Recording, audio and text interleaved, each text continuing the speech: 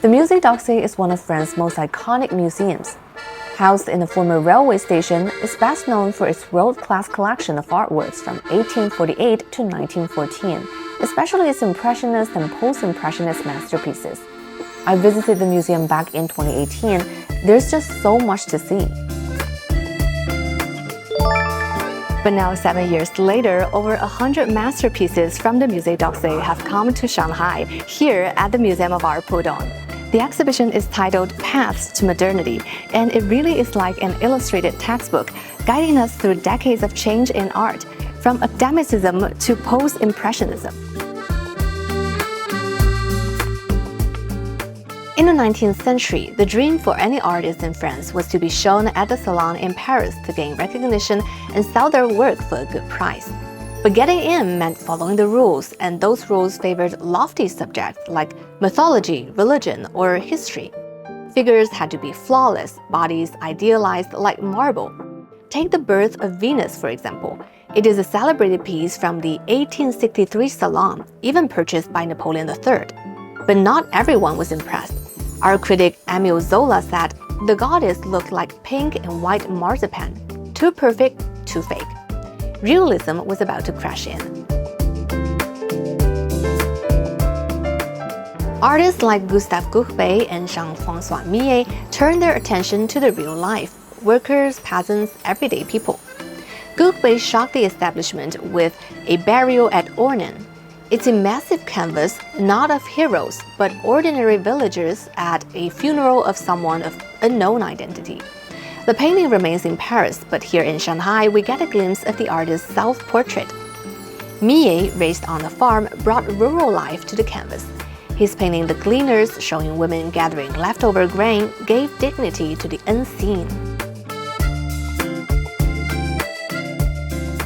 Then came a group fascinated by light, color, and movement.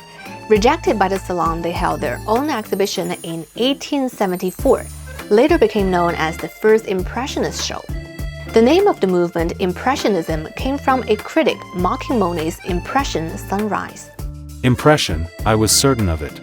I was just telling myself that, since I was impressed, there had to be some impression in it, and what freedom, what ease of workmanship. A preliminary drawing for a wallpaper pattern is more finished than this seascape. Still, their boldness caught on. They painted outdoors, worked fast, and embraced visible brushstrokes and vibrant color. Shadows weren't gray, they had color too. The goal is to capture how the world looked in a single, fleeting moment. But some thought Impressionism was too loose. Georges Seurat led a wave of new Impressionism with a more scientific approach.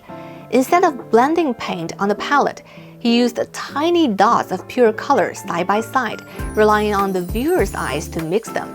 This is called optical mixing. Paul Signac pushed it further, using flowing curves and sharp color contrasts for decorative effect.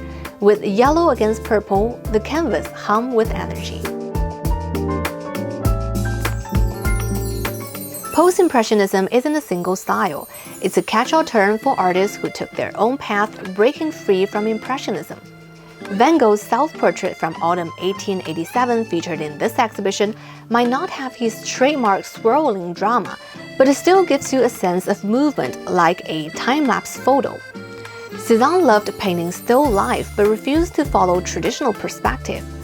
Although these objects are in the same frame, it makes you feel like you're looking at them from different viewpoints. Toulouse-Lautrec sketched on cardboard with thin paint. He didn't even cover the whole surface, and you can see the color of the board. These movements are all paths to modernity. Stefan Gauguin, the curator of this exhibition, reminds us not to confuse modernity with modernism. For the artists featured here, modernity was less about a style, but about a choice, a desire to depict the world around them. Whether painting in traditional academic form or inventing new ways of seeing, what united them was the shared ambition to capture their present moment.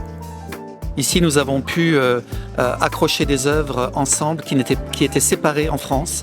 Et personnellement, je trouve que c'est un très grand succès. Ça nous donne beaucoup d'idées pour notre propre musée.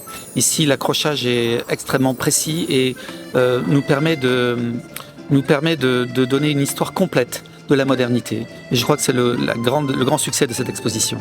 因为这次的展览全球只此一站，只在我们上海浦东美术馆有。这次奥赛是提供了107件作品，而且这107件作品可以说每件都是非常的重磅和厉害，然后在艺术史上都有它相应的一个地位。特别是还有中国观众特别熟知的梵高的在阿尔勒的卧室、梵高的自画像、米勒的拾穗者等等，就是我们几乎家喻户晓的作品的真迹都来到我们浦东美术馆，所以一定是一次艺术的盛宴。